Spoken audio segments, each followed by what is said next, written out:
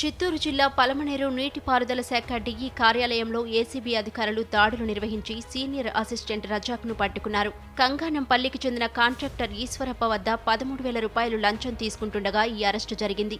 2017లో నీరు చెట్టు పథకం కింద చేసిన పనులకు సంబంధించి 6 లక్షల రూపాయల బిల్లు గత 9 ఏళ్లుగా పెండింగ్లో ఉంది. ఆ బిల్లు క్లియర్ చేసేందుకు రజాక్ లంచం డిమాండ్ చేయడంతో బాధితుడు ఏసీబీని ఆశ్రయించారు. పక్కా పథకం ప్రకారం దాడి చేసిన అధికారులు రజాక్ను రెడ్ హ్యాండెడ్గా పట్టుకున్నారు. ప్రభుత్వ కార్యాలయాల్లో పేరుకుపోయిన అవినీతికి ఈ ఘటనే నిదర్శనమని బాధితుడు ఆవేదన వ్యక్తం చేశారు. నిందితుడిపై కేసు నమోదు చేసి తదుపరి విచారణ జరుపుతున్నారు. తిరుపతి, చిత్తూరు జిల్లా ప్రజలందరికీ కూడా చేసే విజ్ఞప్తి ఏమంటే, ఏ శాఖ అధికారులైనా కూడా వాళ్ళు చట్టపరంగా చేయాల్సినటువంటి పనులు చేయకుండా వాళ్ళు లంచం అడుగుతూ ఉన్నట్లయితే ప్రజలు స్వచ్ఛందంగా స్వేచ్ఛగా తిరుపతి ఏసీబీ ఆఫీసును ఆశ్రయించి మీ పనులను మీరు చట్ట ప్రకారం పూర్తి చేసుకోవాల్సిందిగా మేము విజ్ఞప్తి చేస్తున్నాం.